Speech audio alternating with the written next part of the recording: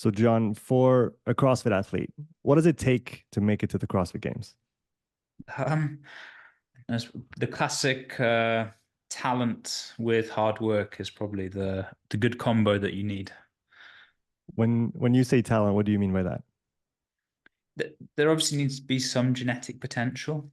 You need to have the physical prerequisites in order to realize that kind of level of strength and conditioning that you need. Do you think it's open to anybody? Do you think anybody can get to that level, or is there do we not lie on the same spectrum regarding human potential? I don't think we do, and it's kind of, you take it to the extremes, for example, someone who's over 7 foot and a NBA player is very unlikely to do well at the games just because of the nature of the movements Mhm. involved. So, and then you can kind of take it, you get like quite black and white answers, but then the closer you get to the core of that answer becomes very gray. Like, I think there's a lot of athletes out there who maybe have not realized their potential. I mean, you might even find people who are working a desk job or involved in some other world that actually have crazy genetic potential in order to do well as an athlete, but it's just never been explored or expressed. So I do think there's some, God-given talents that we are born into this this world with that help you, progress in whichever area you are blessed with. The other thing you said, which I find interesting, is how the sport selects for a certain profile, right? We saw a lot more differences in sizes and shapes early on, obviously in the sport, and as it moves forward, it kind of self-selects for a certain weight, a certain wingspan, a certain height, which essentially is pretty deterministic up to a point because we still do see outliers, the smaller folks and the taller folks, and they can still perform, but on average, we do have something that's going towards almost a standard in physique, right? Yeah, and there's also different stages of competition. Like one athlete might do very well at, say, an open stage or this kind of classic qualifier, but then might not do well on the game stage. And that's where you've had athletes like, Brent Fikowski's a classic who struggled to make it through for years. As soon as he made it through, he did really well there. So, and it's probably again to do with his body. I mean, in the normal world, Brent's not like super tall guy, but in the CrossFit world, he definitely is. John, rolling back just a little bit, for those who don't know you, can you tell us a little bit about yourself, who you are, and what you do? And then I'd like to, uh, since you do coach a wide variety of levels and athletes, I'd like to take us through the journey of from the beginner, intermediate, up to the elite level, and how we're going to train every step of the way. But yeah, first, tell us a little bit about yourself. Yeah, so I mean, there's a bit of an overview. I've always been interested in training. I think is probably the right term. I always loved variety of sports from when I was a kid. I think I just love the feeling of training. And then my first real passion was martial arts. And that was when I was early teenage years. I met some kind of like influential people in my life. I really loved the structure, the discipline that was involved in that. And that took me, I went all into that world, and that actually took me to China where I lived for a period and was training out there. So I was 17, 18 years old. I then came back and I wanted to study. I started to study osteopathy, and that's where I gained sort of have a master's degree in osteopathy where I studied in the UK. And during that period, I was still boxing. That's kind of like within the martial arts world as well. But that's where I found CrossFit quite early on in like 2006, 2007. Early days. Yeah, very early days. And I think it's hard, like back then. So, kind of martial arts or these classic kind of styles of training were always pretty hardcore or seen as quite hardcore. And normal gym goers were, the fashion at the time was very soft training. You wouldn't push hard, you wouldn't squat below parallel, everything was done quite soft. And I always remember saying to the thing that I loved about CrossFit is all of a sudden I had people who would train hard with me just outside of this martial arts world. And it was just like the best for me. And I always remember saying to a friend, like, it'd never be popular because people don't want to train hard. And I couldn't have been more wrong. Like the comparison from it then to it now is pretty huge. And I've always coached, so like in the martial arts world, there's very much a structure. Like as soon as you progress, you then help others to progress. So it's always been quite natural. And also the sport back then was very new. So I was wanting to be an athlete at the same time I was studying, but I was also coaching and helping out kind of other athletes. It was a lot more of a blurred role. You know, everyone was just trying to learn stuff.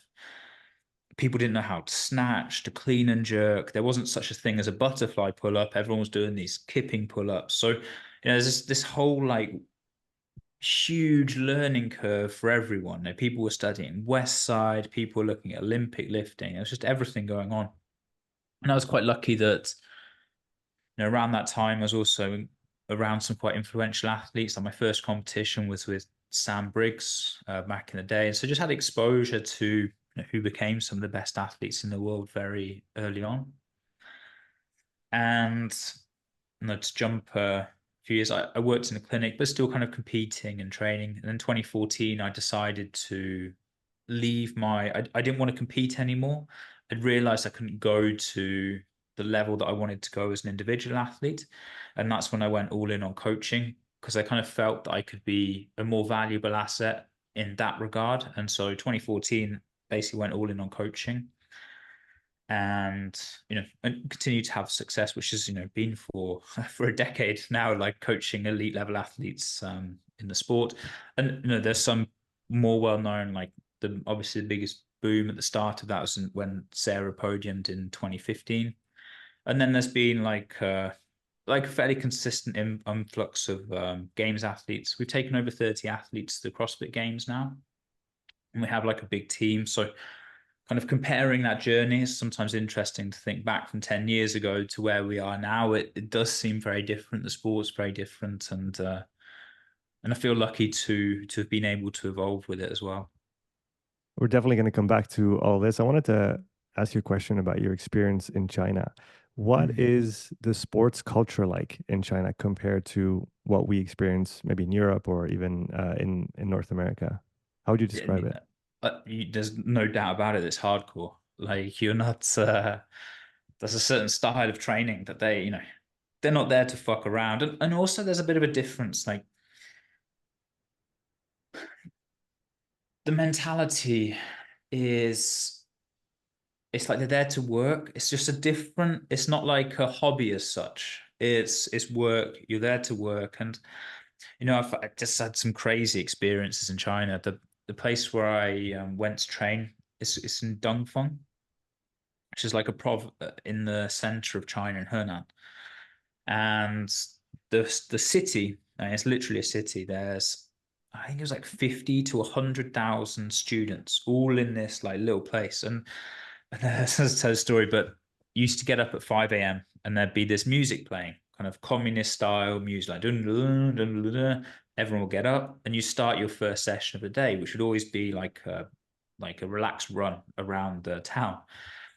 And you'd line up in various like very Confucian order. So you line up in this like age category. So oldest first, and you go all the way back to these young kids who are just, I mean, like 5 years old, and you're jogging through the streets.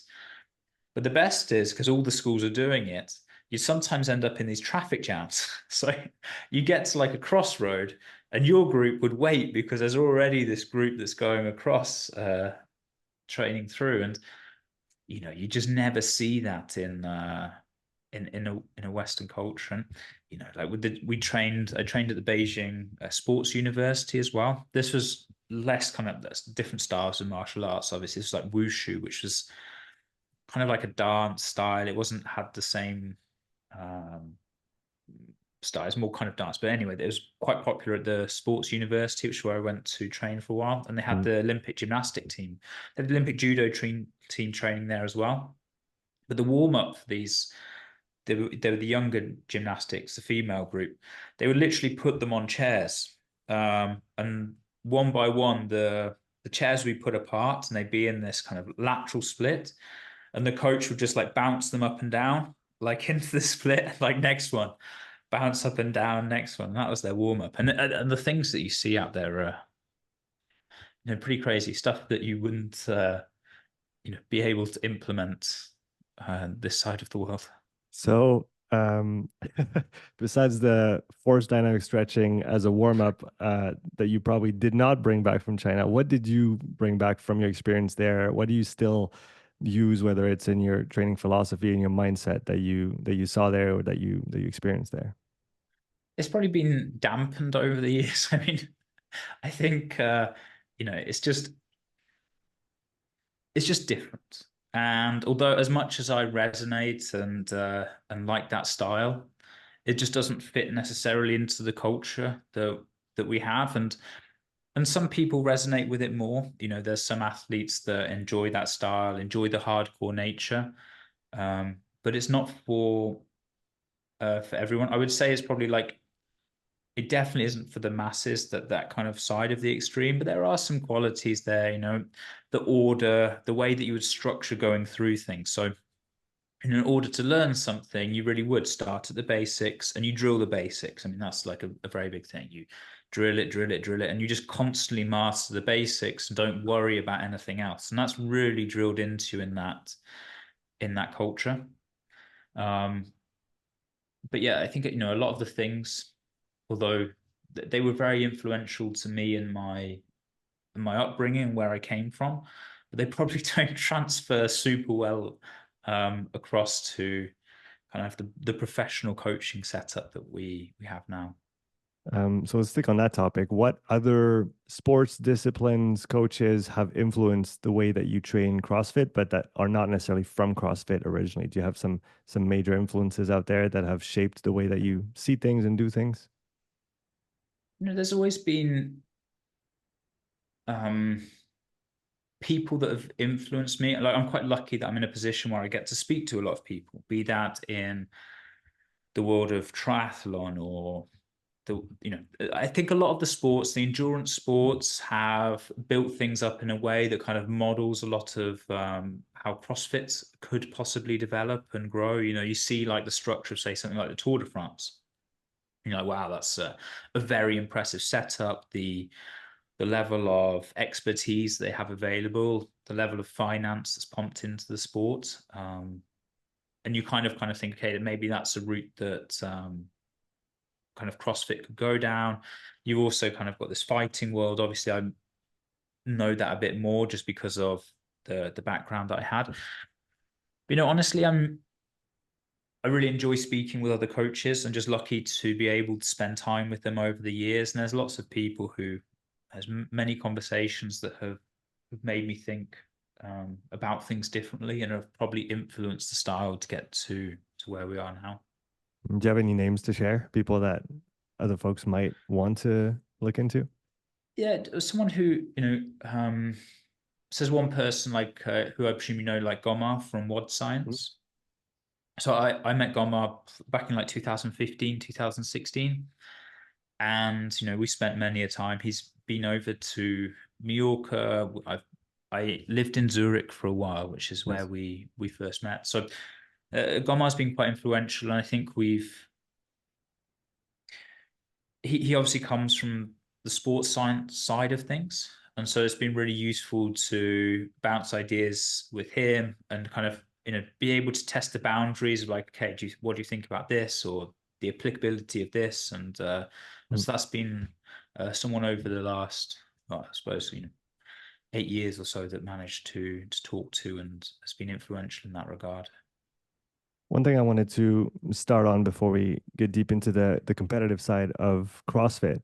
Can you talk to us about how you see CrossFit, the methodology, the philosophy as it was written originally, and then what the sport has evolved into? I personally see them as two very different things, even though they emerge from the same idea. The way that they're implemented are quite different, but I'd be curious to have your point of view on that. Yes, it's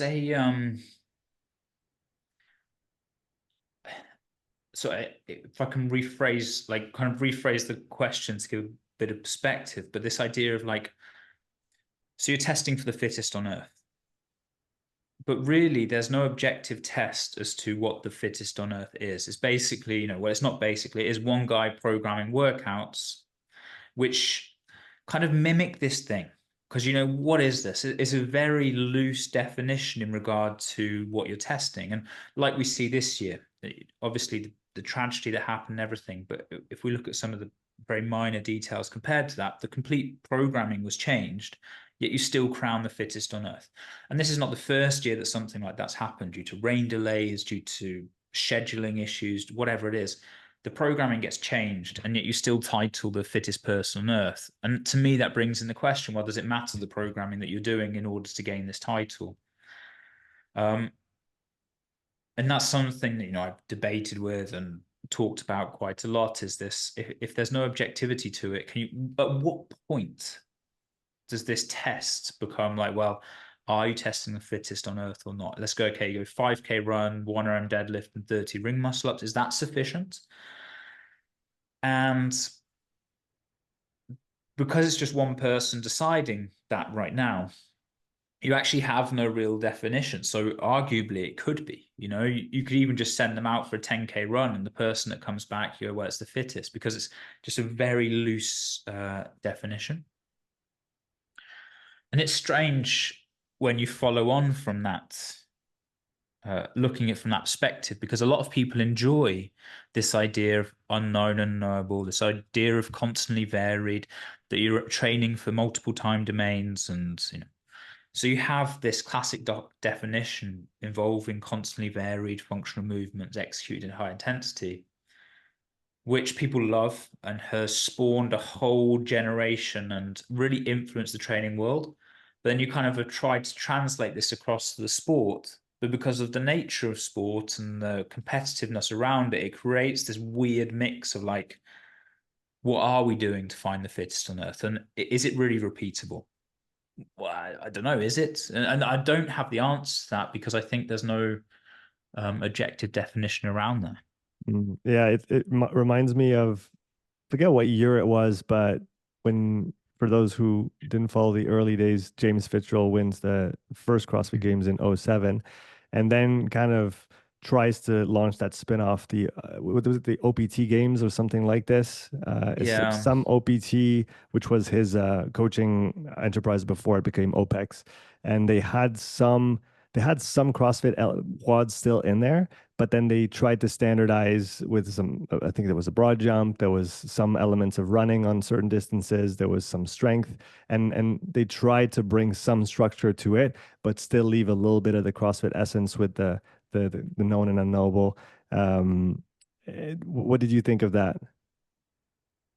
like um, so with the IF3 and what they're doing right now, I think I just don't think they're on the right track in terms of how they're approaching this. It's like they've Mm. tried to standardize it, but not standardized it, and you just create this really weird mix of like, they've kind of created more complexity for themselves. Okay, you've got this power workout, then they haven't, I'm sure they've defined power in some way, but then actually the workouts they program for power, don't necessarily reflect that all the time. And then the gymnastic workouts, and from speaking to people in the space, I think they've created such a structure. It's really hard to change these things now. One of the ironies is they create a lot of bureaucracy, and therefore making changes is this whole process. It needs to be approved by the board, the type of programming that goes out. And, I've been to some events where the programming is just like really, really questionable. And I think because it's been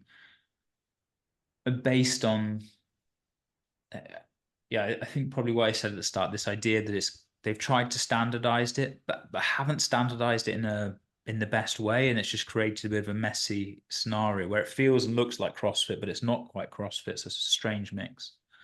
I guess we got to find a happy medium between one person deciding and then having to go through multiple levels of hierarchy to get something through. Find an in between where there can still be some flexibility, and obviously the sport is still young, and we see it every year. The sport changes and the structure of the season changes, but at some point we need some consistency, right? Yeah, I think if there was an easy answer, it probably would have been answered by now. So no, I don't know the complexities behind the scenes for all of these things, and I have my personal opinions on them. Um, but ultimately, I don't have the full picture as to, is this an easy solve?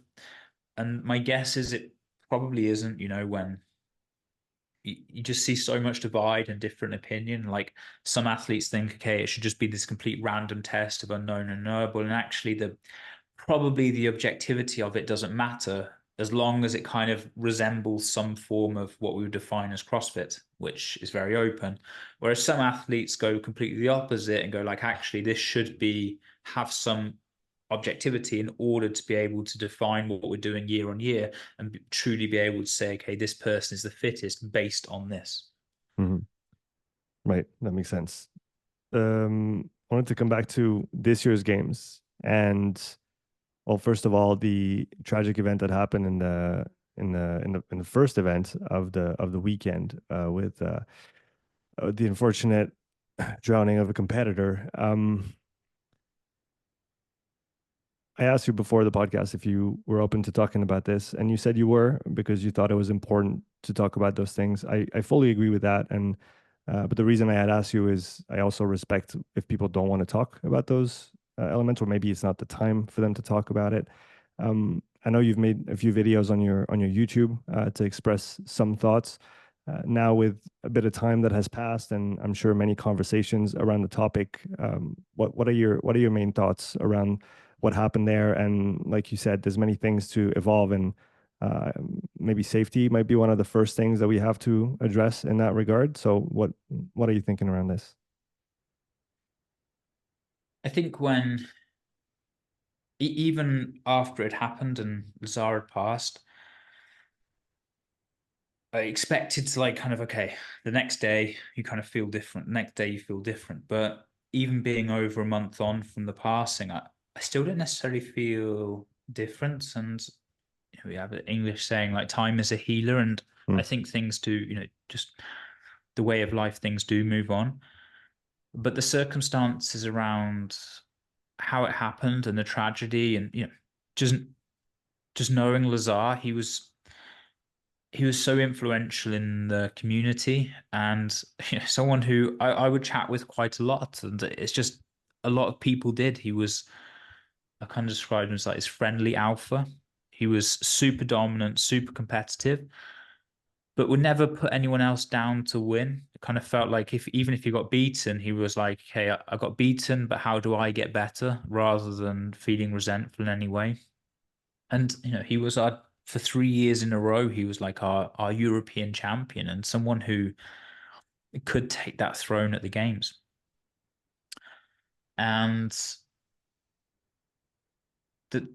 just the whole nature around it really, I think, rocked my world and some of the athletes close to me. And you are right, we've spoken with CrossFit for years about safety concerns, about fairness in competition, and all these issues seem like very trivial now to this kind of extreme nature of it. mm, Um, there's little things in the past which are little now, but um, we've known that there's a big discrepancy between lanes with say the prowler push event or these sled pulls or different things. But CrossFit don't listen to those complaints. They've kind of just seemed to accept, okay, there's pretty strong evidence that we're going to have discrepancy between lanes, but we don't actually care because, again, it kind of comes into this definition. Maybe we're looking more entertainment than the objective test of that. Um, and the safety thing's a bit of a hard one. Obviously there's going to be this report out. Will the report give like this full picture or not of what happens? In theory, it comes out, in the next few weeks, and I think that could probably lead to more insight as to was there like big negligence in this or not. And I'm just not an expert in that area to know. All I know is that from being there and watching it, it feels like it shouldn't have happened. It feels like that someone doing an event like this that shouldn't be the case in such a relatively short swim with so many people available in order to help. mm. The whole thing kind of seems a tragedy by it, and actually, I think it's created a lot of division within the space.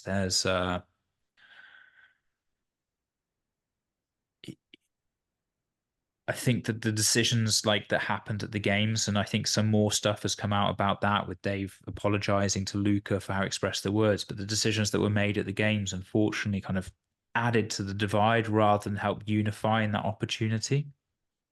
And I don't know where anything's going to go from here, like how much this impacts the sport. Some athletes like even question if they still want to compete or not, or be associated with that or bring the memory. So it's been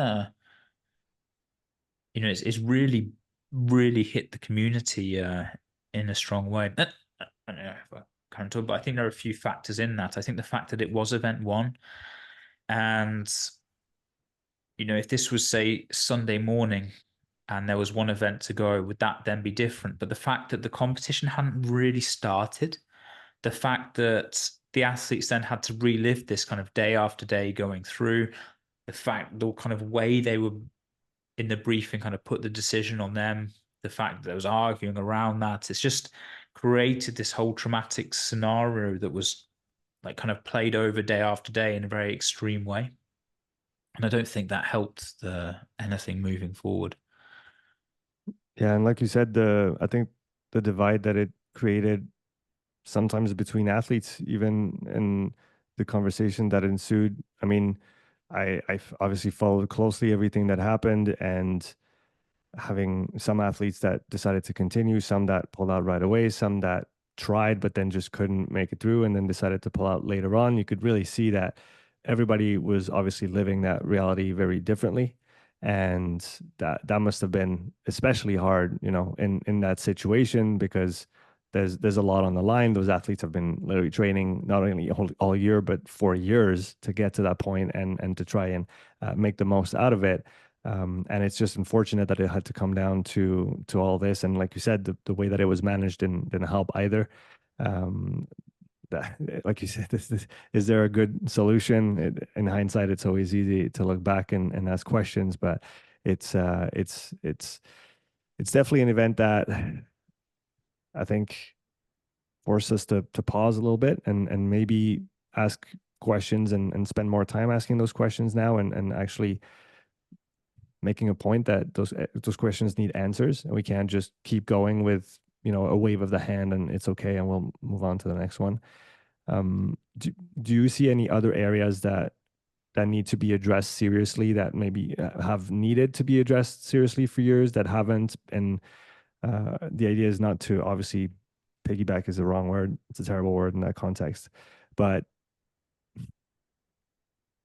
try to not have something like this ever happen again, or at least minimize the chances of something like this ever happening again, in the realm of safety and the way that those events are conducted.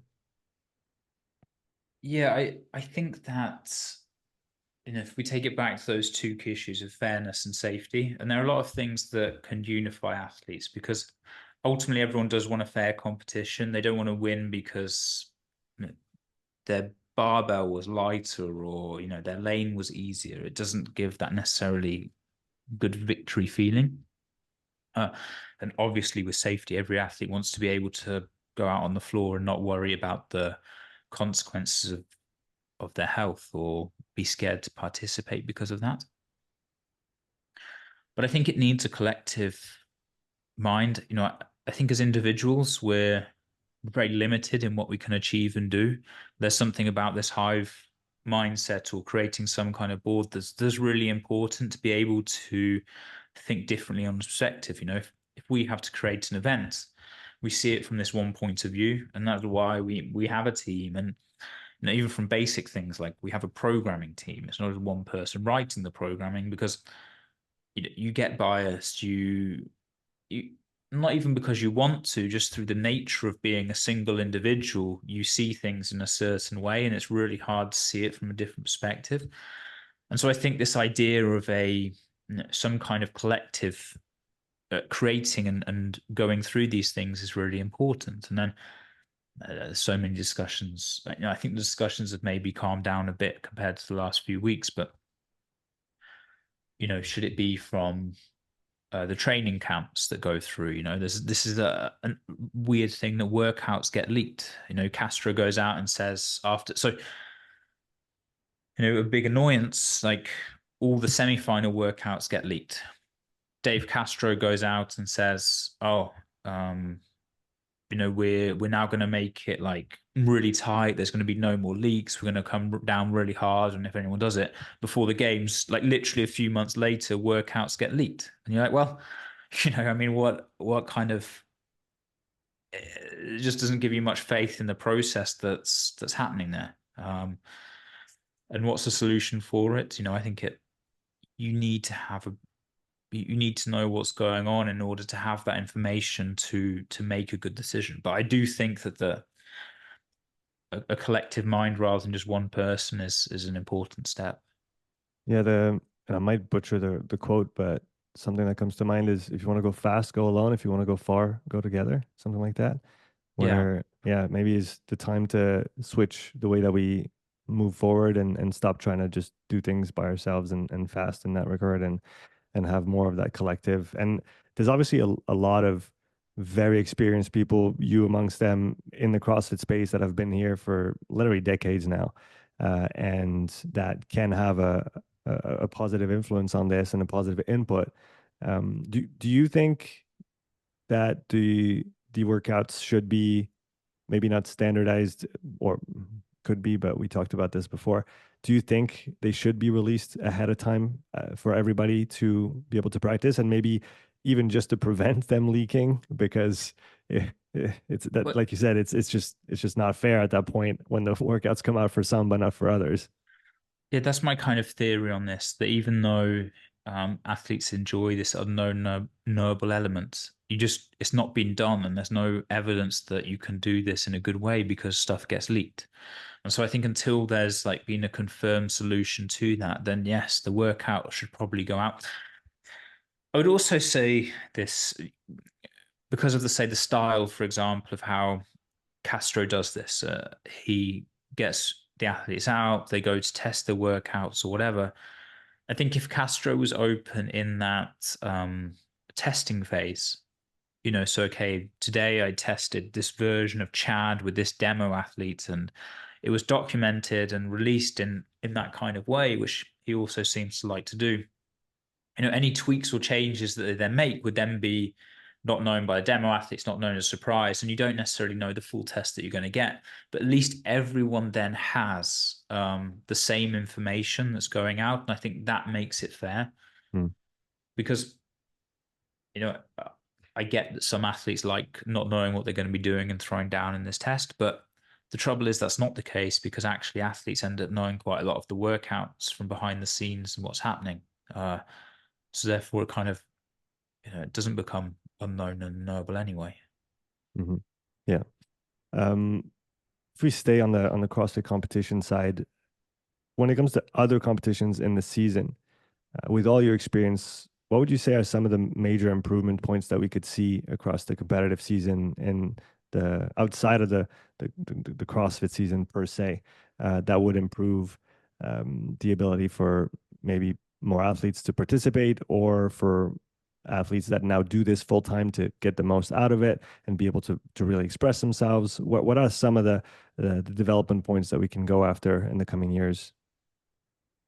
So one thing, again, I've been quite vocal about this over a few years, but I do think that the current season structure that we have now is not optimal for fan engagement, for competitive opportunities for athletes or sponsor opportunities. So I think there needs to be like a prolonged season where you have multiple events over the year, and then maybe it finishes at the CrossFit Games as like this spectacle at the end. And I think that these events then need to be in unison in some way, shape, or form, where you go, okay, we're not all just going to do a beat down for the athletes, but maybe we just have a weekend event that's, I don't know, 5 events or 4 events over the weekend. They can compete, and I think over 4 events, 4 to 6 events, you're easily able to define, okay, who's the fittest in that scenario. Like semifinals is a good example of that. It's 6 events. No one really questions the fittest going through. Um, And that way it allows the athletes to compete a bit more without having to do game style. Like Rogue, has been pretty savage on the athletes as an off season, or Dubai was known as being that. But if you could kind of create these steps where, the athletes, what are we now, mid-September? Some of the athletes may not have competed at the games, they didn't make it through. I'm sure they'd be hungry to go to an event that could qualify them through to next year. Maybe a games athlete's like, look, I want to qualify early. I go through to compete to this. You get athletes traveling around. I think it creates a lot more engagement, and then having some like unison between all the competitions. And I have no idea why this has not been set up by like kind of CrossFit, because there's actually something in Latin America. They have it going into Wadapalooza, which is a bit of a similar structure where you have the LATAM Cup and they've organized all of the competitions. So, you go to Argentina or Chile or Brazil, and they all sync up. The winners of those then go through to the LATAM Cup at Wadapalooza, and it's you know a unified competition circuit that someone in Latin America can do. We have a competition called the Crown. We just started a series again with a similar concept. So, it's within reach of people within the space, and so I think it's something that's certainly within. I mean, CrossFit have done it. They created a sanction season just from one year to the next, and then got rid of it. So there's the ability to do those things. Was that the best season format so far, in your opinion, or is there another year that stands out as maybe a template or something that we should aim towards, or use as a starting point to move forward? I would say yes and no. It was a mess because of all the things that they kind of changed with the Open and the national winners, etc. But I think that the core idea of having multiple events was crucial, and I think a lot of people, or at least a lot of people I speak to, feel that way. That this open quarterfinal, semi-final structure is not great. I mean, you have now at semi-finals where like 11, 12 athletes or whatever go through from region. Like, list those 12 athletes, it's next to impossible. And so this exposure that the athlete gets from qualifying is then minimized as well, and you can't really tell any stories. Hmm. And then over the course of 3 weekends, you've qualified 80 athletes to the CrossFit Games. When you've had actually the space of, say you've got a month off period, you've had like what, 48 weeks in order to be able to tell different narratives, tell different stories, to build these things up. Say you want to grow Asia, you have a main competition in Asia that athletes can go to and qualify from. Back in the sanctional event, they had Pandaland. Mayhem went to Pandaland to go and qualify. Like, the athletes will travel, and I would I would say that having athletes like Froning in China do a lot more for growing the sport than just having a smaller competition there. And Hmm. this is kind of the regional barriers that come on. But again, unfortunately, you know, I, I don't know if these things get heard or not, or what the opinion is, or the reason why they don't happen. Well, let's knock on wood, and cross fingers, and let's hope that things move forward in a positive way in the coming months and the coming years, especially. I wanted to now switch to talking about training for CrossFit. So let's start with the beginner, somebody who just discovers CrossFit, sees the light, gets into a box, and then starts training. How do you see the process of the first year, the first few years of practicing CrossFit? What should someone aim towards in those years if their goal is to be competitive one day and to try and make it to the highest level? I think you just can't beat consistency in a lot of scenarios. And so showing up, going through the process, putting a bit of a faith that you've put yourself in a good environment to progress, and that the person you're with knows how to guide that. um yeah, I really think just consistency, that's showing up day after day, week after week, month after month, and just taking that process forward. And honestly, the amount we we recently just sold our affiliate. We had an affiliate for like 4 years, and some of the changes that you would see in people were like phenomenal. We had one guy, he was actually the owner of the place where we had the gym. He was super overweight when he first came, stressed, overweight. He just kept coming. We had a 6 a.m. class. He was there 4 to 5 days a week. And the change in him is, I mean, you wouldn't even recognize him now. And there was also, he had a brother, and the brother didn't join, and he joined. And they were both similar in age, similar in kind of body weight. And the change is just like night and day between them now because of that consistency. And I think it tends to lead to other healthier habits. If you've got to be in the gym at 6, maybe you don't drink as much. Actually you want to feel a bit better, so you're not going to eat that food. And so I think once like this change actually then has this ripple effect going forward, that you want to go to the gym, but you don't want to feel like shit when you're at the gym. So you eat a bit better, you don't drink as much, and then this kind of has a compounding effect forward. And I definitely think that CrossFit has the upper hand on this from the get go, because I feel like all those behaviors around training were already part of the conversation early on, right? It wasn't just a training methodology. It was also about the things that you do outside of the gym and how that's going to impact your health and your performance. And that's definitely something that you don't see in all sports or in all even fitness practices. But in CrossFit, it's really part of the conversation, right? And even if you maybe don't do it on day one, and it takes some time to come around to it, it's still there, right? It's not just training and then you do whatever you want on the side. 100%. I think it actually comes from the Marines. There's a expression like, those who suffer together stay together. Hmm. I think that unified bond in CrossFit is created. Like, you go into a normal class and you see someone by the side of you who you wouldn't have necessarily interacted with in any way, shape, or form, but all of a sudden you've got this bond with them because you see them suffering. Like, I'm suffering, he's suffering, and all of a sudden you have this connection, and that kind of connection builds to form a bit of a community. And I definitely think it's one of the values that held the CrossFit community together, was this idea of shared suffering, and hard work gets you through. You talked about consistency and its importance. I couldn't agree more. I think that's probably if you need one thing, that's the only thing, right? You need just need to come back the next day, and you need to do that enough days, enough weeks, months, and years in a row, and that's gonna already get you very far. For someone listening to this podcast, maybe you just started CrossFit or wants to start, when it comes to the training, what would you advise a beginner to focus on? What should they be thinking about when they're training?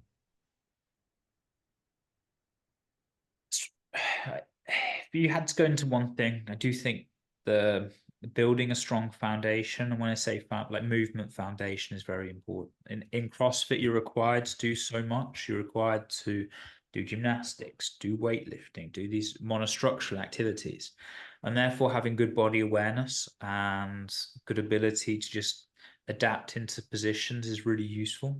And so if you can, like, don't worry about time. Well, to phrase it a bit more detailed, if you're going to worry about like intensity and things like that, there's easy ways to worry about intensity. You just do it on a machine, or you do it in something simple.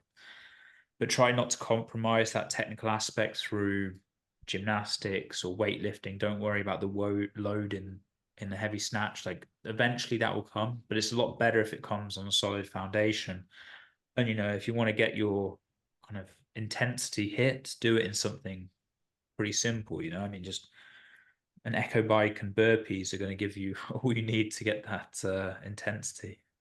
Yeah, so you would be in favor of less technical movements under intensity, especially as a beginner, so that you can just get that movement foundation right before you move to the next step. Yeah, and even looking at how far you want to progress. I mean, obviously the sport becomes that, doing technical movements under fatigue. Whereas for someone who just training for health and longevity, I think separating them is, there's absolutely nothing wrong with that. You want to do some technical stuff, maybe play about with gymnastics, and then you get your kind of intensity hit or whatever for afterwards. There's no need to be doing handstand push-ups after echo bike sprints for the majority of the population. Push-ups are a good substitute. Do you think there should be a clear distinction for somebody new approaching CrossFit with that distinction that you just mentioned. I'm very much aligned with you when it comes to this. I don't think somebody training for purely for health that has no aspiration to be competing in the sport of CrossFit. I don't think they need as much technical development, and especially not with the load and with the intensity, simply because I think we can allocate those hours and those resources better. Do you think that should be a conversation that we have more often about what the exact goal is? Is it competition? Is it the sport, or is it health? Yeah, very much. Um, I think probably the biggest concern, so if we kind of take that as to why it shouldn't be done, it's because there's a risk of injury. And if you get risk of injury, the chances of being consistent are then gone. So it's like if you could forego this risk of injury, then sure, jump around on a bar, do all these things. But becoming injured is a factor. Um, and so I think this is the whole reason why it's like we need to stay away from injury so you can stay consistent and tick that first box. And ultimately, you're more exposed to something like that by doing all these things. I mean, I say this, I'm doing a few high roxes and Right.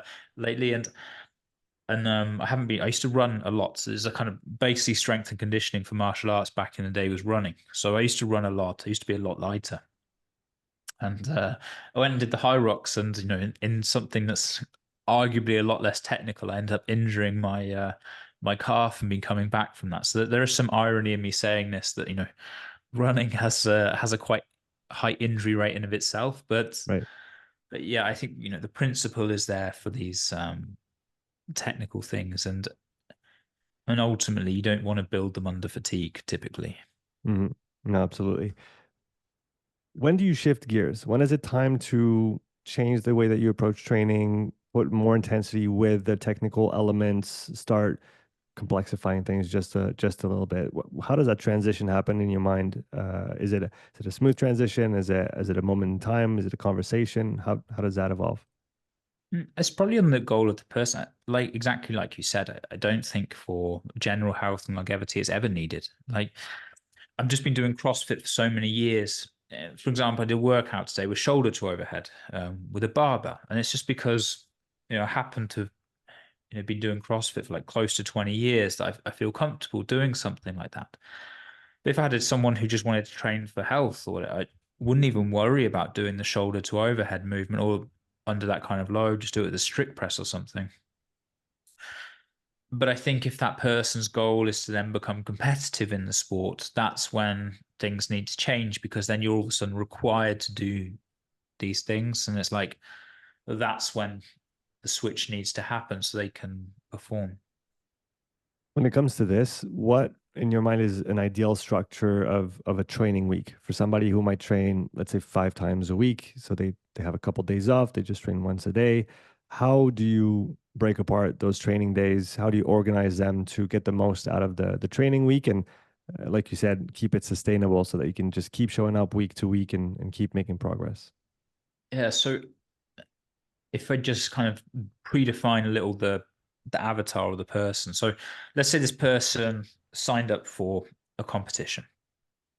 Then, friendly competition, local throwdown, whatever it may be. I think that that time spent in the gym should replicate what they're expected to do at competition. Say they have an hour to do it, it should be quite close to that. And the further you move away, the more time you need in order to do that. It's kind of like someone training for say a triathlon. The best in the world will dedicate hours each day to building a base and doing all these things, but they have the time to do that and the capacity. Whereas for most people, they probably need to stay a bit closer to what it is they're expected to do on race day, just for time efficiency in order to get the most out of it.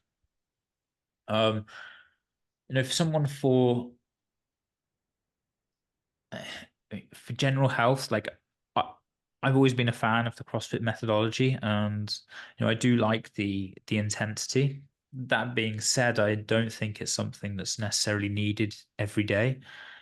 I would probably kind of compartmentalize it a little bit. So if you're looking at energy systems, you have this kind of high intensity day, probably lower intensity, and then something where you're a little bit in between, kind of scattered throughout the week. I'd make sure that I'm doing some form of strength work. And that would be some squatting, deadlifting, pressing, just to make sure I'm strong in those directions. Maybe do some odd object lifts as well, Mm. just to, again, for general health. Um, and then want to add in something, and then maybe like a hike or a longer run, something outdoors to mix that up. But I think the variety that CrossFit had, so one of the coaches that I was lucky as well to meet was Louis Simmons and spend some time at Westside. And I think he was one of those very influential people in terms of training, that understanding that you need variance Mm. through. And I think a general population, we do need a bit of variance. And if I get on the treadmill and do the same thing every day, I'm probably going to get better results if I mix that up a little bit. And that might be mixing up movements, that might also be mixing up time domains or perceived effort, whatever that can be. Yeah, I feel like for some, they're almost stuck in the narrow variety that we find within CrossFit workouts, right? And they think, oh well, I'm doing lots of different movements every day, so I have variety in my training. But actually, you're doing a 50, let's say 8 to 15 minute time domain 90% of the time. And Yeah. yes, they're different movements, but that stimulus still remains the same, right? So like you said, do some heavy strength with some lower rep ranges, a lot of rest, do some longer stuff. I love the idea of the hike. I think that another thing is getting stuck inside the box, right, and never getting out of it. And I think there's so much to be found outside on the fitness side and on many other fronts. I mean, just for our health, being in the sun, being outside, moving a little bit is a great thing. I think that the hike is highly under. If we do an overappreciated, underappreciated, I think the hike is a highly underappreciated tool when it comes to conditioning because you can literally do really long stuff. It's not hard at all. I mean, on the intensity spectrum, let's say, but it's still going to yield some really nice benefits. Plus, you spend some time, ideally, with somebody that you like out in nature. So that's a big win right there. Yeah, I've also, and this isn't for practical reasons, just for general population, but I really like swimming. I think there's just Mhm. something about the ability to swim from point A to B Yeah. that is very important just in general health. But it just don't we don't recommend it as much because most people don't spend the time swimming when they were younger or developing that. Mhm. Um, but yes, I think that's true. Like as you mentioned, the variation in movements happens a lot in CrossFit, but the variation in time domains or intensity is something that we don't have classically, that variance. When it comes to that, when it comes to approaching the CrossFit movements, the CrossFit workouts, how should that person that maybe signed up for the first competition, they're trying to structure their training, they're doing some strength, they're doing some longer stuff. How do you approach the CrossFit part of it? Yeah. So I think this is where the nuances of programming come in. And I think this is why it's very hard to program CrossFit because, okay, I have this huge variance of movement and I have this huge variance of what's needed within those movements. And then you don't know what you're going to be doing at the competition, so you can't necessarily be specific for it. So I do think you have to spend like a lot of time in the world to kind of wrap your head around how to approach and deliver all of these things because you need to have high transfer in what you're doing. And there's certain movements that have higher transfer, certain movements that don't. So it's like, okay, maybe if I can do these and add these other ones in a bit. But there's a, I think there's a lot of depth in that question. And from you know, following the original definition is actually a good starting point because, Mm. okay, ultimately that's what we're going to be doing. But you take this original definition of constantly varied functional movements executed at high intensity and then kind of trickle that down. Okay, what can that mean? How can that look? And what do we typically tend to see of that to a CrossFit competition? Do you have some key movements that, like you said, are high transfer, high value that have a broad field of applicability that you use fairly often in a general program or in a program in general? Yeah, like probably two key elements. Like I used to say that squatting was the king of all movements in CrossFit, but I actually think has changed a little bit with hip hinge as well.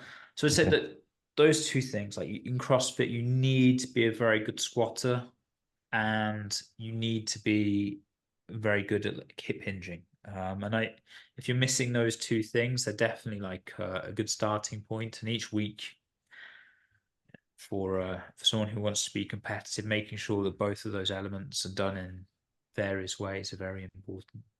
Right. So essentially you're thinking more in patterns than in movements per se, and you're trying to extract the essence of the movement. For example, we can think of a wall ball and a thruster that are not the same movement, but they're similar in the way that a body moves in space. Obviously, load and speed and everything is different. Is that what you're getting to? Yeah, because you need that transferability, right? So if you go, okay, I need to work hip hinge. If you say you need to work deadlift, then as a power clean, where does that fit into things? And Mm, so this this is where a little bit of the complexities can lie, because you might have deadlifted that week, but so they say you want low interference between day to days. Let's just say you heavy deadlifted and the next day you've got power clean. If you're looking at those movements separately, you go, well, okay, they're two separate movements. But ultimately they're you know for, without going again into these crazy specifics, they're pretty much the same. mm, Like someone who can deadlift a lot likely is going to be able to power clean a lot. There might be some outliers within that factor, but for majority, that's going to be the case. mhm. And so from that standpoint, now let's move to, competing in and of itself. For somebody who's starting competition in CrossFit, what is or how to pick the right number of competitions that you should attend in a season, in a year? How do you start to think about those factors when you get into competition? Yeah, this is I think it's become a bit of a weird trend. Like people get very protective over CrossFit competitions. Like, oh, and do season and one a year.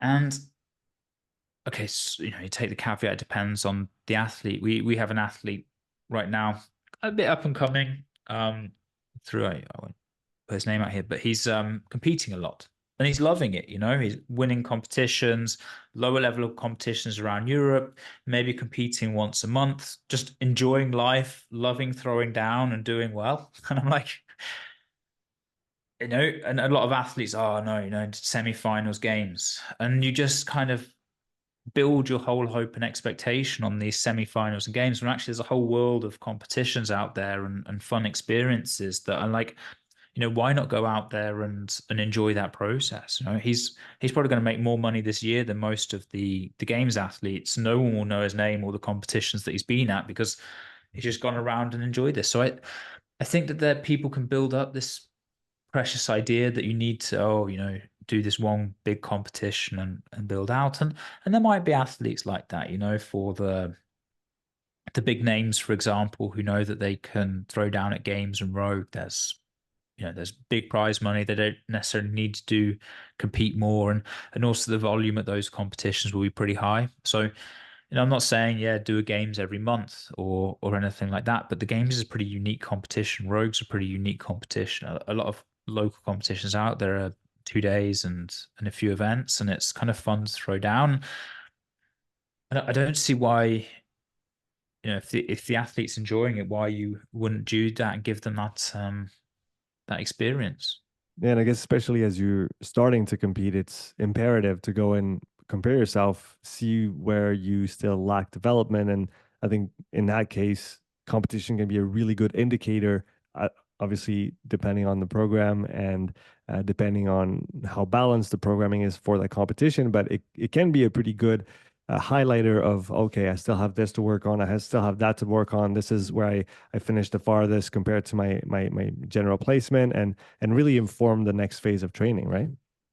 And how many other sports compete? I mean, look at footballers, for example. I mean, those guys are competing in front of hundreds of thousands of people, millions watch them online. Sometimes they're doing it twice a week.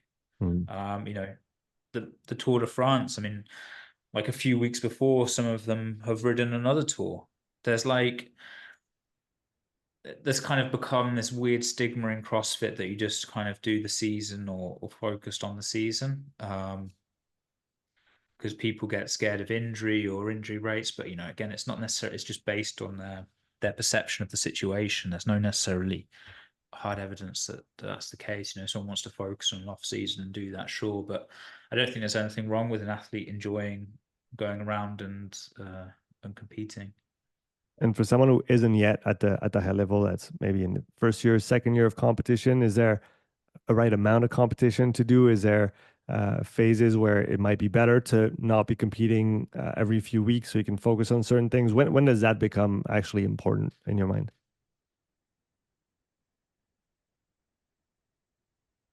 So I think there's two. There's not just one correct way.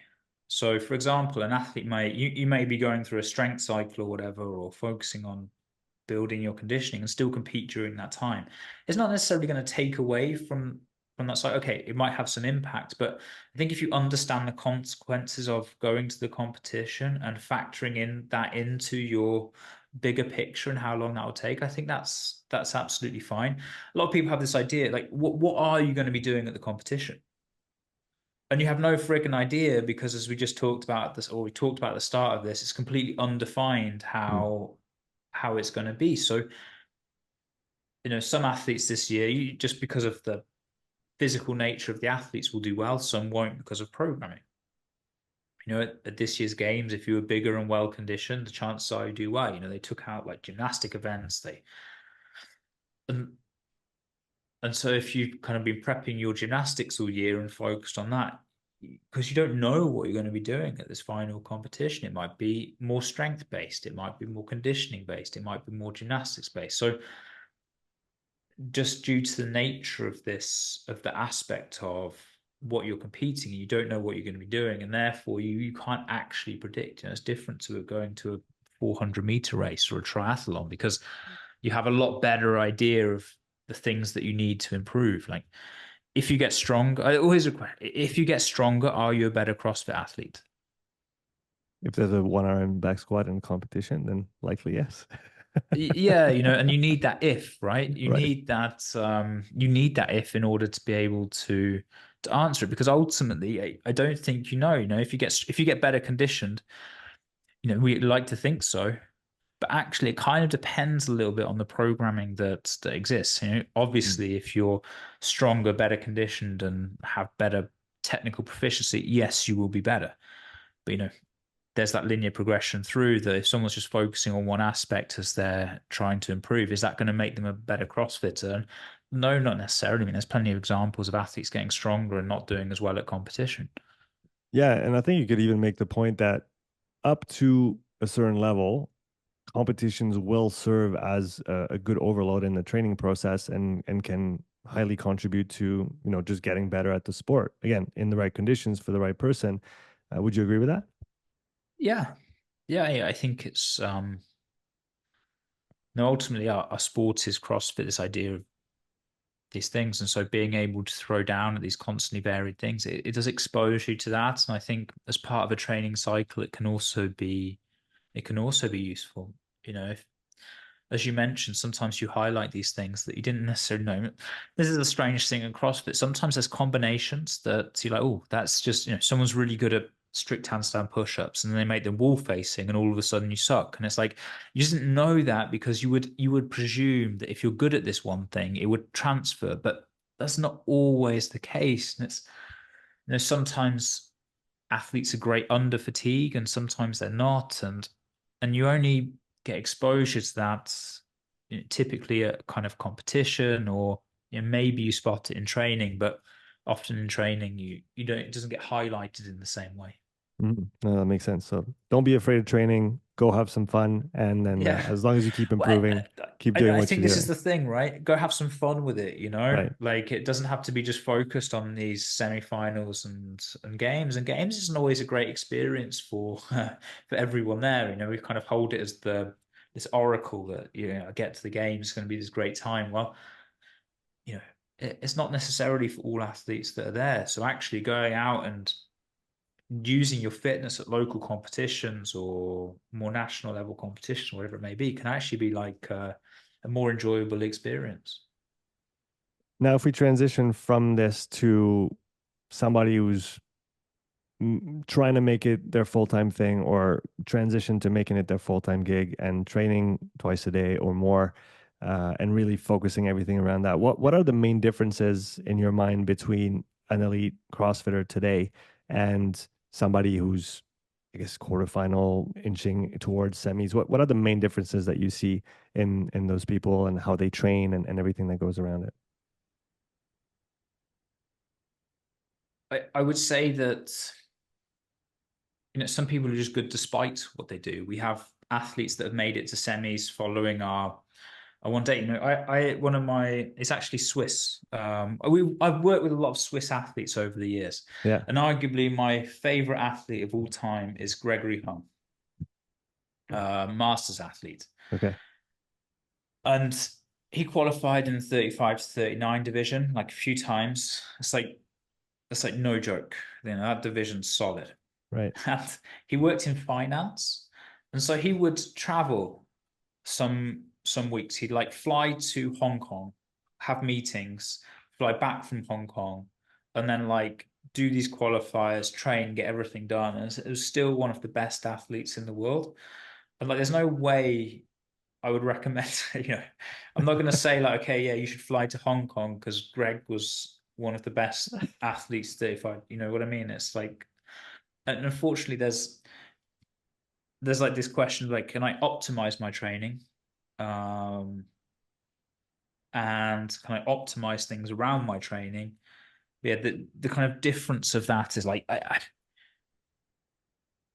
think you have to take it back to the person, because this person, for example, I can optimize what I can do and how I can improve, but ultimately I don't have any influence of where that stacks up necessarily on the leaderboard. So it's like, okay, I'm going to focus on me, and I'm going to focus on what I can do and optimizing my training and my lifestyle. I'm going to try to enjoy that process, and that kind of takes me to where it takes me. And unfortunately, I I don't believe I had the physical potential to make the games, despite how much you wanted that.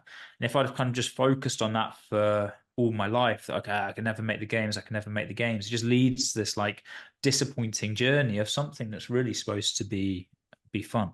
Hmm.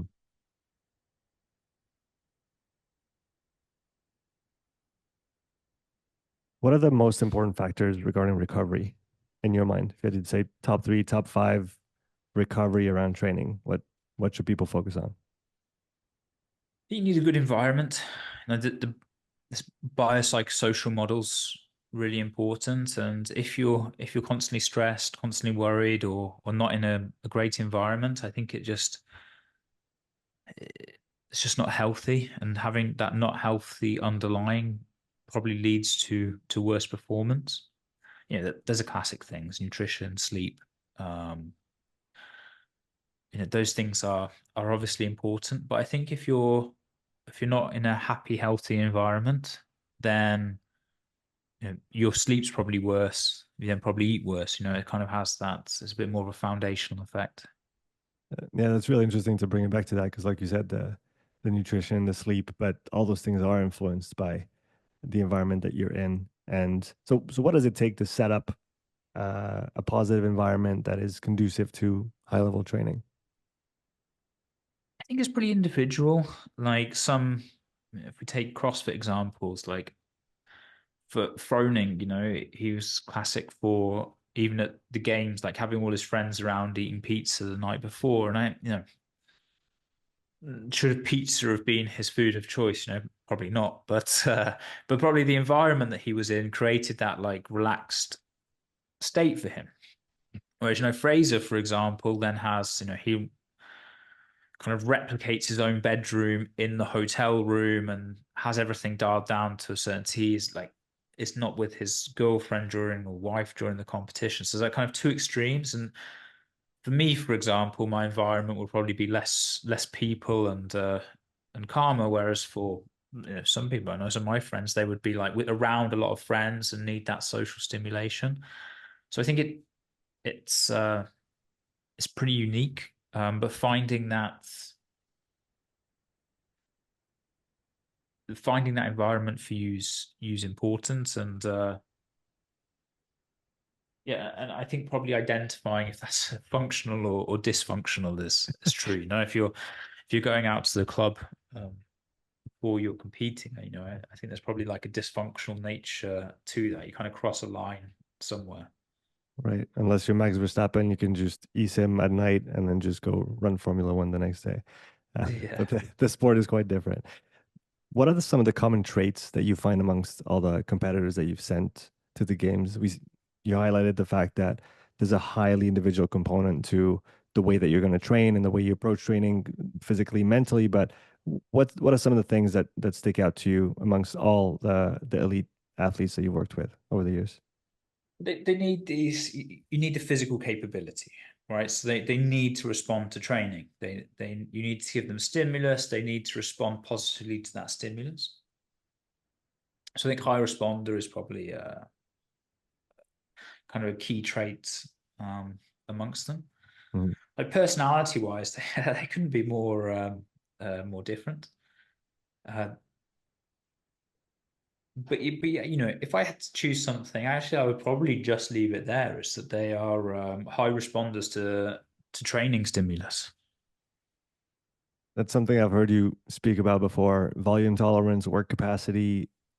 What in your mind or from your experience, what influences it the most? How do you get to that level of work capacity, volume tolerance?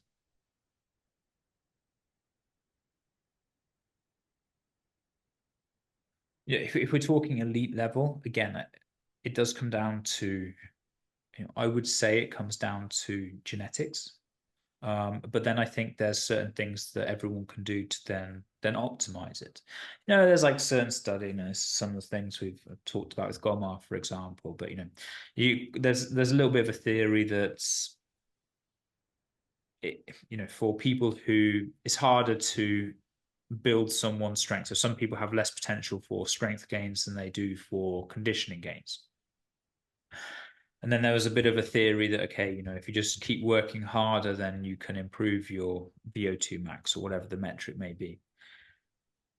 And actually, they did a study where they took a group of athletes, tried to improve their VO2 max. For the people who didn't improve, they just took them again and increased the load, and then actually found that they could then, improve their VO2 max, albeit by like not necessarily hugely significant amounts. They did find this improvement. So I think that kind of shows, okay, one style didn't work for this certain subset of athletes, but they found a new style that could help optimize them. Now, are these people ever going to win like cross country ski races or, the Tour de France? Probably not, but you can optimize what is there for them. Um, and as much as I would like to think that anyone could come to me and we could turn them into a CrossFit Games athlete given the right amount of time. I don't think it's true. I mean, probably the age you start, I would also say has some kind of influence. Like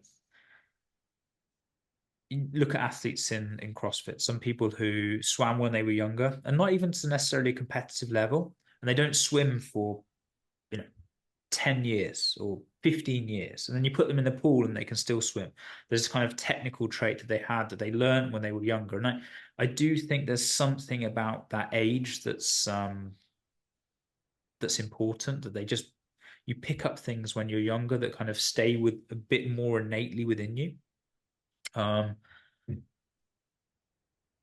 and and so yeah, maybe that could be a factor. Like if you started when you were young, you could have more influence on kind of the final outcome. Yeah, that's definitely something that I would gravitate to in that regard, where I see I see quite a few of those elite competitors that either have been in the sport for a very long time or did spend many years before they started CrossFit either competing or just training quite a lot. And, Mm. how do you get good at volume? Just do more. Is kind of the simple answer that comes to mind. And obviously you can't just go from sitting on the couch to training 3 times a day. But if you do it gradually enough and over years and years, and like you said, consistency, not too many injuries. But even if you do take breaks, those things kind of stay ingrained in you, right? So there is genetics, and there might be a component of what did you do in the first 15 years of your life, and how much did you move in that time? Do you think that might be an influencing factor? I think it depends on the demographic that you're talking about. Like if we kind of talk about the best in the world, then I think it's hard. Like it's just hard because it's the best in the world. Like there's just a certain echelons that you need to get so high. It's really hard to get there because everyone wants to be the best. But 100% you can optimize what you have, and I think there's a key difference in there. I don't think just because you can't be the best in the world should be no reason to not optimize what you already have for what you choose to do. And just speaking with one of our coaches, Chris, just regarding like we chat all the time about different things, and there's this bodybuilder, sorry, rugby player who just wanted to get fit again, and he brought some of the concept machines and just Yeah, started training in his garage. He ended up breaking like the skier world record. I don't know if you it's heard him, but James, right? yeah, he like rode like a 145 on skier, and like, and this guy that's like, you know, obviously he has something within him that is like predispositioned to do well at this stuff. Mm. He's like, and so I think there are these people who are just out there that are really good at, these chosen endeavors. I want to circle back to you and the way that you approach programming. What has changed the most in the way that you approach CrossFit programming over the years?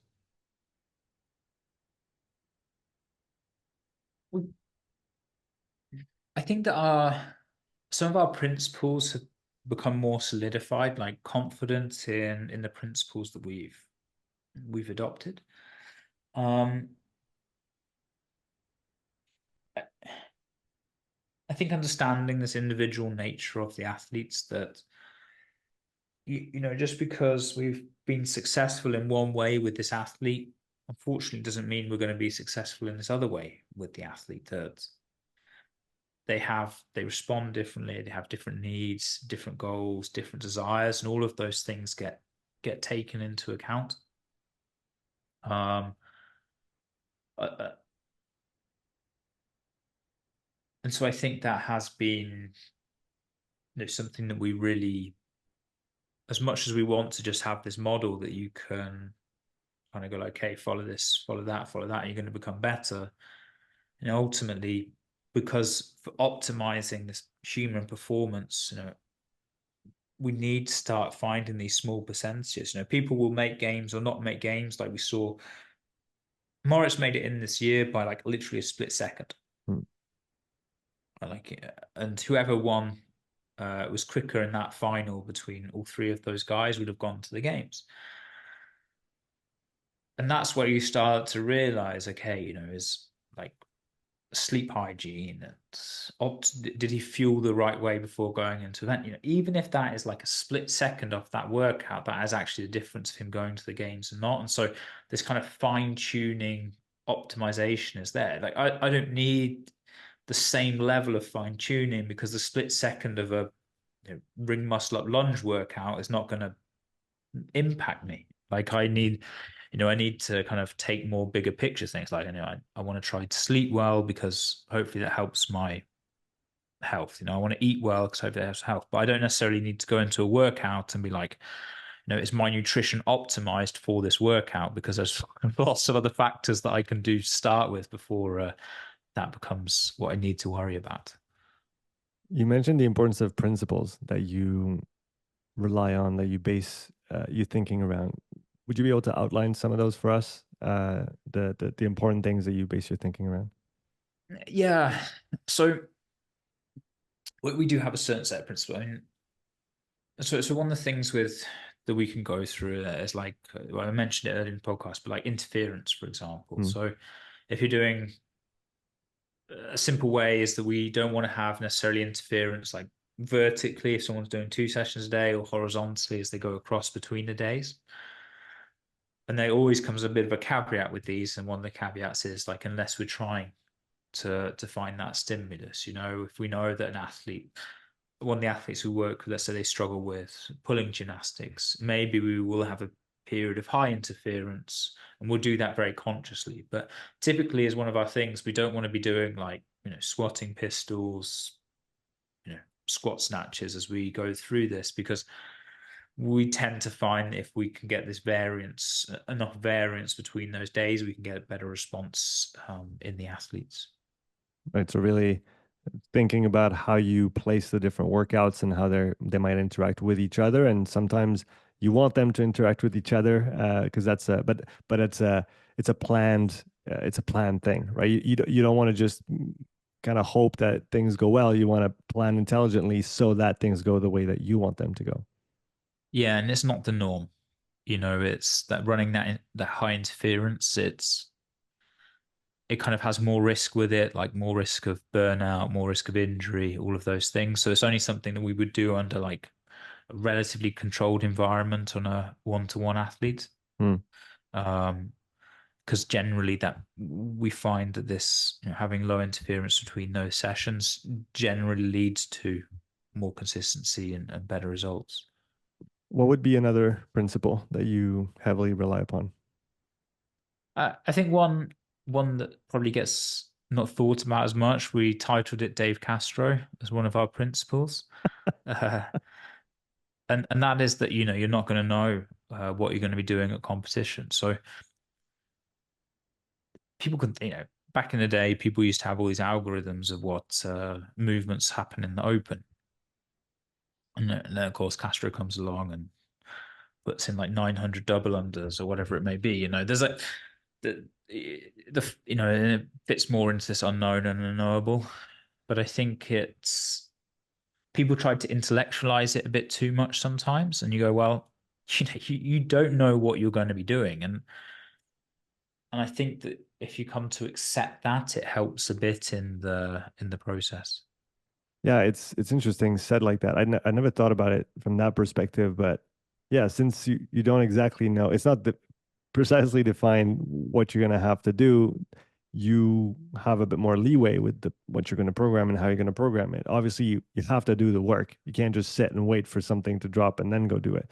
You have to Mm. do the work and being balanced enough so that no matter what comes up, you're going to be prepared for it. But I could see how it takes away that need to be absolutely precise with every single workout, every single movement, every single rep.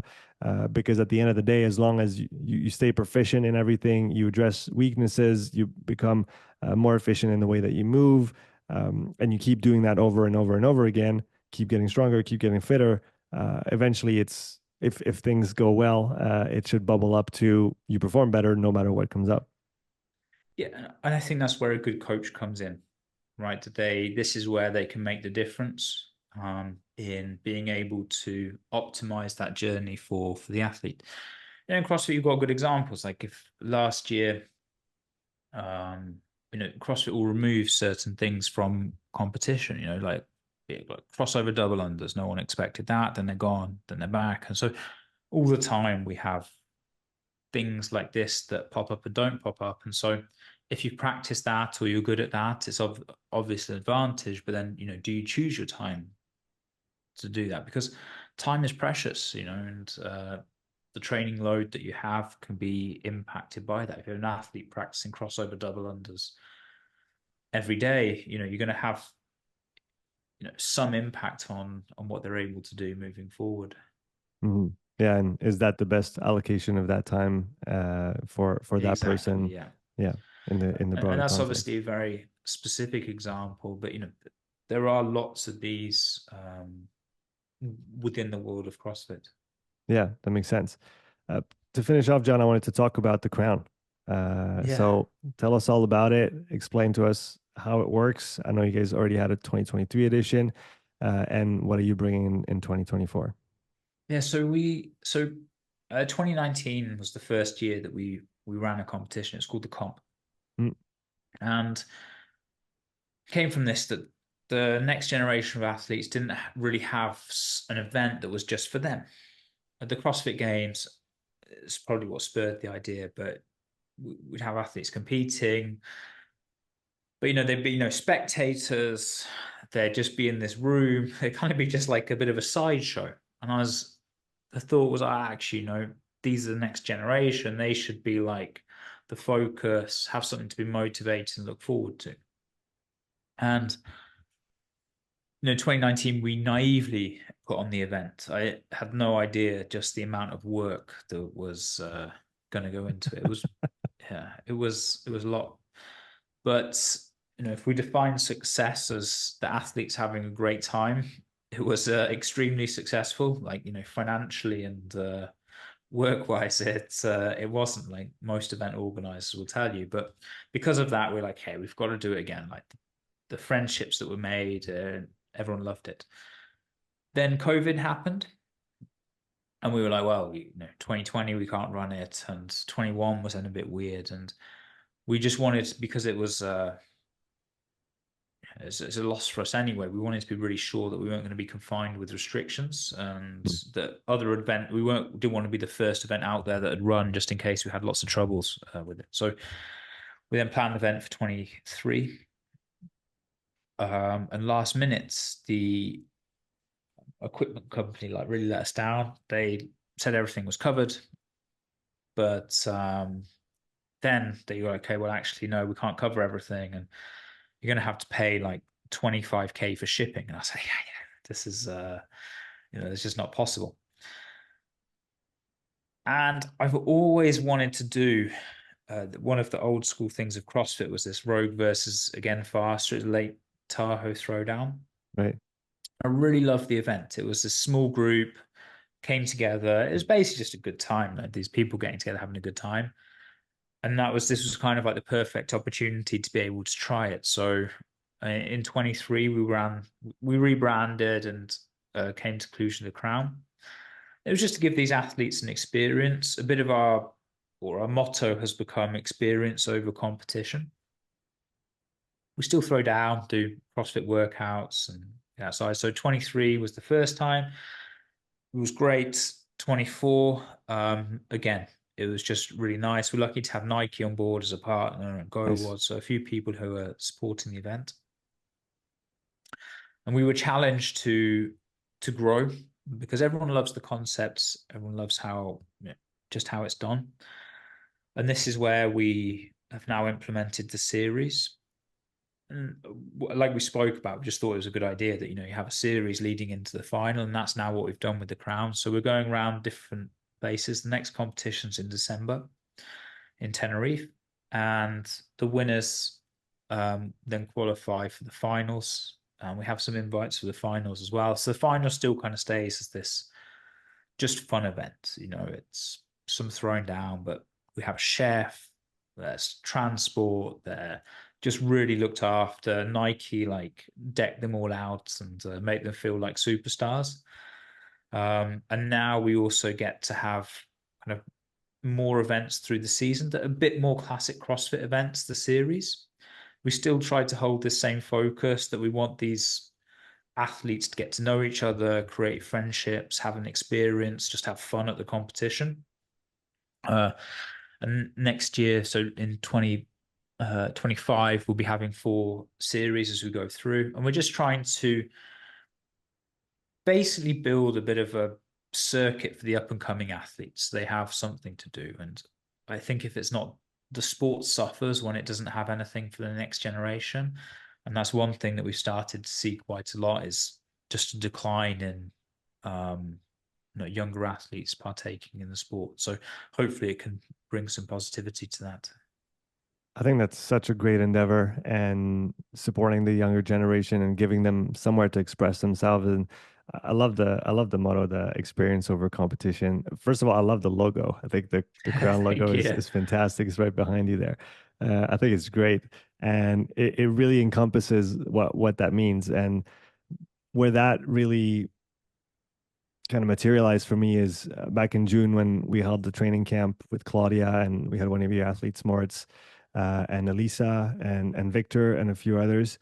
That's really the thing that I took out of that experience. I'd never put on a training camp before. I haven't attended many of them, but seeing the athletes spending time together and what they took out of the experience is probably what was the most enriching of those few days that we spent together. And so I could see how for the youngins that are coming up, they need that too, right? Because that's integral part of the sport. It's part of being a high level athlete, and it's important that they learn how to do this together.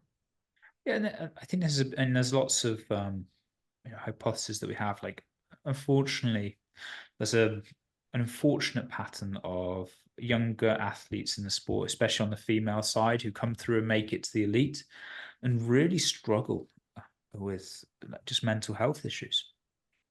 And we have a number of those have happened in sport. And I think the sport would be a lot better if they were happy competing within it. And I think it's a bit that there's no one of their same age to be able to relate to the feelings that they're having. And so one thing is like they in other sports, golf, tennis, football, they've often been competing since before they were 10 years old together. They compete for every weekend their whole life, and it's just okay. They make it to the PGA Tour, but they've known each other since they were like 10 years old, and they can have that shared experience as they come up through on the journey that, Mm. oh, this sucks, or this happened, I didn't like this. Just being able to share that and see actually someone else probably feels the same way. And there's no one really that they can do that with. So a little bit of this is like, okay, actually, do you form friendships along the way with these competitors, and being able to just text them and have some kind of friendship is a part of that. And then another part is, if you want CrossFit to be your sport, it's just really important to have competitions, right? It's like you just, otherwise you've got nothing to do with it. You go do something else because you can compete. And I think this is why High Rocks has become so popular, because everyone wants to go out, have a bit of fun competing with their friends. And this is a little bit of what the series is, that throughout the year, these athletes know, okay, I can go compete in my sport. I stay in the gym a bit longer. I train with friends. Maybe I make friends there. We've had some instances already from the competition we did in Madrid in summer. Like they formed a team, went to go compete at some competitions, all just because they met at the crown. So it's been a really nice experience in that way. I think it's really great, and I applaud you and your team for putting that on and pushing forward with it. I think the concept is great, the idea and the way that it seems to be evolving season to season too, right? And the framework and then obviously the magnitude of the event as well. I really look forward to seeing that grow over the next few years. And like you say, supporting those young athletes is sometimes it's a bit of a lonely road, right? When you're by Yeah. yourself training in the gym, following that program, and you need the people around you, right? As Claudia said at the end of the games, people need people. We are meant to be together, and we can't forget that. And especially when times are hard, especially when kids are driven farther and farther apart from each other nowadays with screens and whatnot, bringing people back together is I think is a great move. So good job, buddy. I like it. Thank you. John, it's been a pleasure having you on. Where can people know more about what you offer, the programs, the one-to-one, all of that? Yeah, if people want to know anything more, just simply Google or put into social the program without an A, and and we will come up. Awesome. Links will be in the description. I'll also put your Instagram account if people want to follow you personally. Thanks again for coming on the show. It's been a pleasure, man. Thank you for having me. Thanks a lot for watching this episode. If you want to support the show, there are two good ways that you can do so. You can leave a 5-star review on Spotify or Apple Podcasts, or you can help grow this community by sharing this episode on your social media. Thanks for your support, and I'll see you in the next episode.